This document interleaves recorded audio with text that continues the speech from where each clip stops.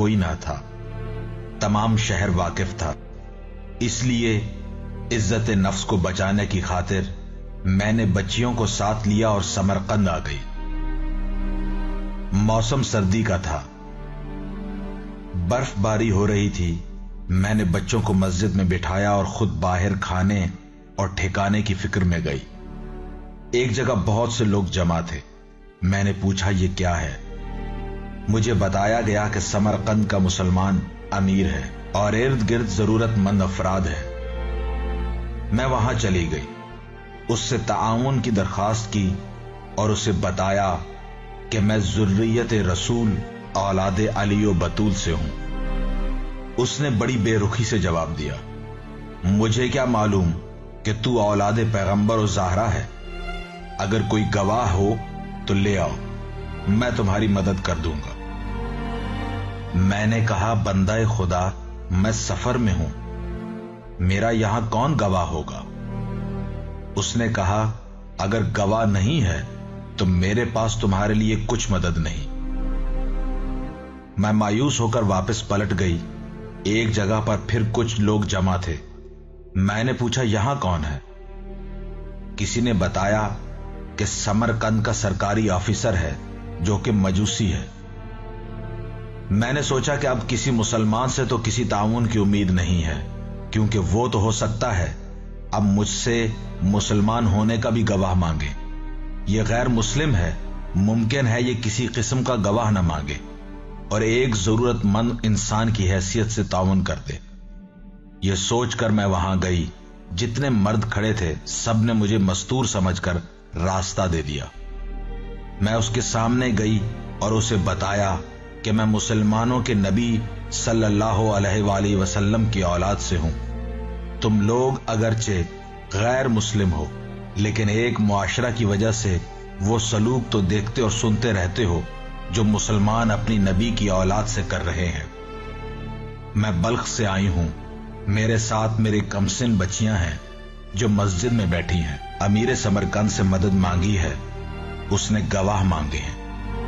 मैंने उसे कहा भी है कि भले आदमी गवाह उन्हीं से मांगे जाते हैं जिन्हें कोई पहचानने वाला हो। जो मुसाफिर होते हैं उन्हें कौन पहचानता है और उनकी गवाही कौन देता है? लेकिन उसने मेरी कोई मदद ना की। अब अगर तुम मेरी मदद कर सकते हो तो कर दो। वो मजूसी उठ खड़ा हुआ, नौकर भेजा कि जाकर मेरी बीवी को साथ ले आ।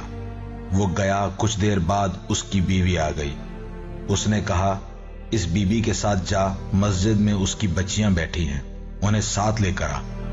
अपने घर में अलहदा कमरा दे, सफर की थकी हुई हैं, उन्हें गुस्ल के लिए गर्म पानी दो, नए कपड़े दो, खाने का इंतजाम करो। वो मस्तूर मेरे साथ आई। उसने बच्चियों को अपने साथ लिया, हमें अपने घर ले गई। एक आरास्ता कमरा दिया, गर्म पानी दिया, नए कपड़े दिए और खाने को बहुत कुछ दिया। थकी हुई बच्चियां जल्दी सो गई। मैंने मुसल्ला बिछाया और मजूसी के लिए अल्लाह से दुआ करने लग गई। रात ढली हुई थी कि दरवाजा पर दक्कुल बाब हुआ। मजूसी खुद दरवाजा पर गया। दरवाजा खोला तो मुसलमान अमीर अपने नौकरों के साथ खड़ा था। मजूसी ने पूछा, क्या बात है? उसने कहा, मेरे मेहमान आपके पास आए हैं, उन्हें लेने आया हूं। मजूसी ने कहा, वही जिनसे कल तूने गवाह तलब किए थे? उसने कहा, हां, मैं शर्मिंदा हूं। मुझे मेरी मजहबी गैरत ने शर्मिंदा किया है कि तूने मजूसी होने के बावजूद उन्हें घर में जगह दी और मैं मुसलमान होकर उनकी मदद ना कर सका। यह सुनकर मजूसी मुस्कुरा दिया। उसने पूछा, इसमें मुस्कुराने की क्या बात है? मजूसी ने कहा, अभी तक तेरा जहन दुरुस्त नहीं हुआ और तू फरेब से बाज नहीं आया। उसने कहा, मैंने सीधी बात की है, इसमें भला फरेब की कौन सी बात है? मजूसी ने कहा, फरेब नहीं तो और क्या है? तूने उस मस्तूर से औलाद ज़हरा होने का गवाह मांगा था। तुझे अब यह कैसे पता चल गया कि वो मुसलमान थी? मुमकिन है वो मुसलमान ही ना हो। اگر سیدھی بات کرنا چاہتا ہے تو یوں کر کہ تو نے خواب میں میدان محشر دیکھا ہے، اس میں نبی کونین صلی اللہ علیہ وآلہ وسلم کو دیکھا ہے، تو نے ان سے پانی مانگا ہے، انہوں نے نفرت سے منہ دوسری طرف کر لیا، تو نے کہا کہ میں آپ کی امت سے ہوں، مجھے پانی پلائیے، انہوں نے تجھ سے گواہ مانگے ہیں، تو نے دائیں بائیں دیکھ کر کہا ہے کہ حضور مجھے یہاں کوئی پہچانتا بھی نہیں، میں گواہ کہاں سے لاؤں؟ حضور صلی اللہ علیہ وآلہ وسلم نے تجھے فرمایا اگر تو میری اولاد سے گواہ مانگ سکتا ہے تو کیا میں تجھ سے گواہ نہیں مانگ سکتا؟